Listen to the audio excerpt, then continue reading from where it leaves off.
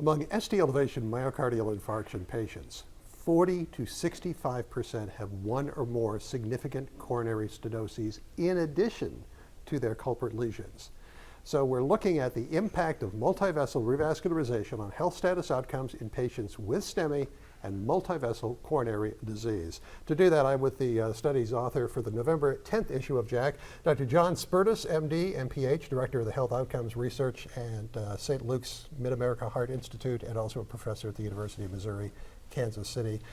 We've had conflicting results about the benefits of non-culprit PCI, correct? Oh, yeah. It's a little confusing. So where do we stand, in your opinion?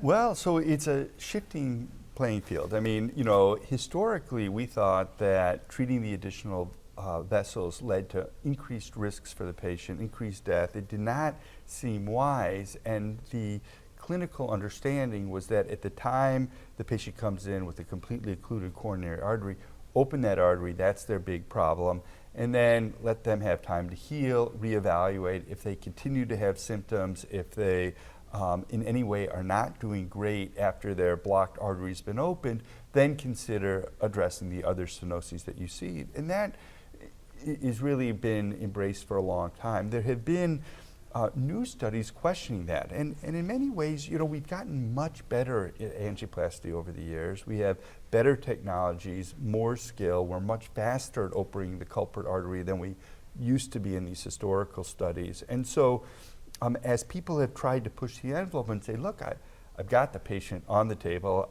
all the equipment's in place, I easily opened up this proximal LAD, Exactly. I see this really tight proximal circ, why don't I just tackle that at the same time?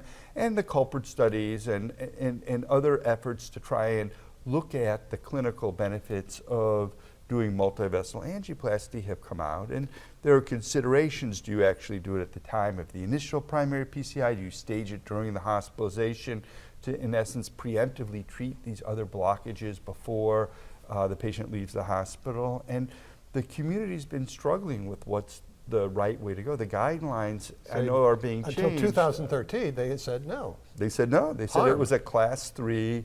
There are very few class 3 recommendations. In fact, I even believe that the Choosing Wisely campaign, one of the things nominated by the American College of Cardiology was not doing multivessel angioplasty at the time of treating a STEMI. And now we continue to get new data that causes and forces us to rethink that. I mean, there are going to be apparently new guidelines from the ACC/AHA that in primary PCI, this will have, I think, a class 2B recommendation. So not 2A, but it's moved away from, a step away from that class 3, don't do it harm. Well, certainly that seems judicious to me. It's hard when there have now been at least 2 clinical trials suggesting, you know, improvements in major adverse cardiac events over time with doing multivessel revascularization, and our own study, which looks at a new dimension and domain to try and say that this is actually harmful to patients, because the emerging evidence suggests that it actually might be quite beneficial. Right. And that's something that I'm excited to sort of see that dialogue enriched, right. And we'll learn from that. Now, you started with a large group of patients in, and I may need oxygen before the end, the translational research investigating underlying disparities in acute myocardial infarction patients' health status, or TRIUMPH study. Correct. Then what? Well, so in TRIUMPH, we enrolled consecutive heart attack patients from 24 different hospitals throughout the United States. And the real goal of that study was to understand patients' recovery after they left the hospital for their MI. So we enrolled STEMI and non-STEMI patients. We followed them for a year with serial health status assessments at 1, 6, and 12 months. And we really wanted to understand their symptoms, their function, and quality of life.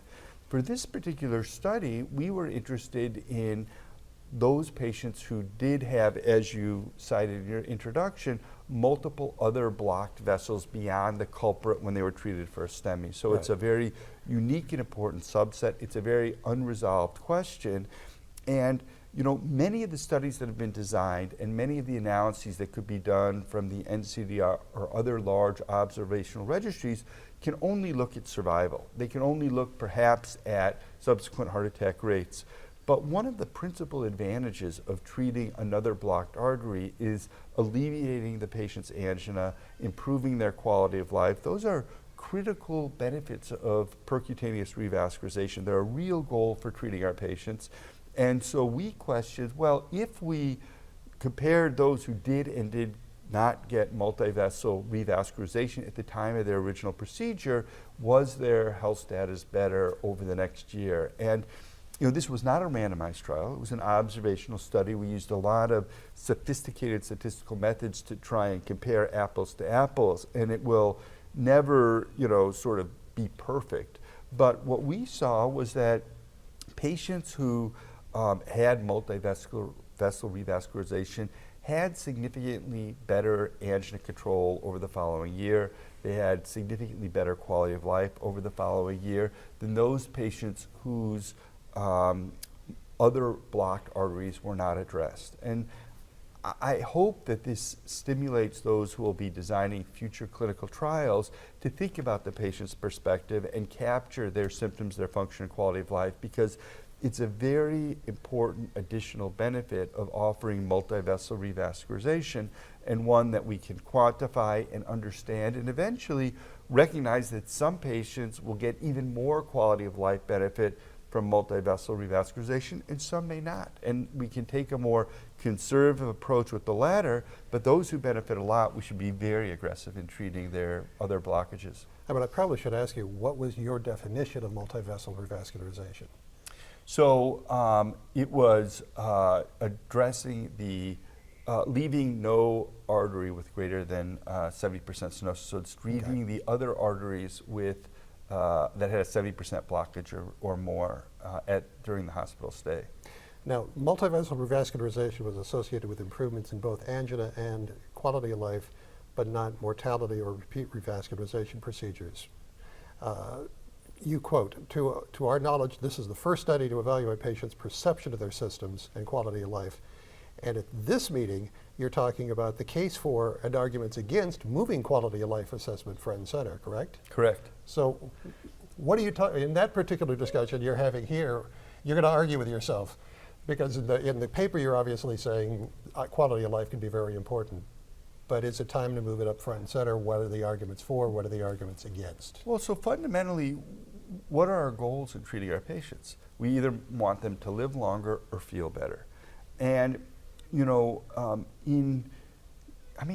would have thought this? But in the setting of acute MI, we've made such improvements in survival, which I think is the most important outcome. Correct. That now we can't really detect any differences from a lot of the new innovations on survival. So what do? Well, we combine it with other things. We combine survival with rehospitalization. We combine survival with bleeding. We combine survival with repeat procedures.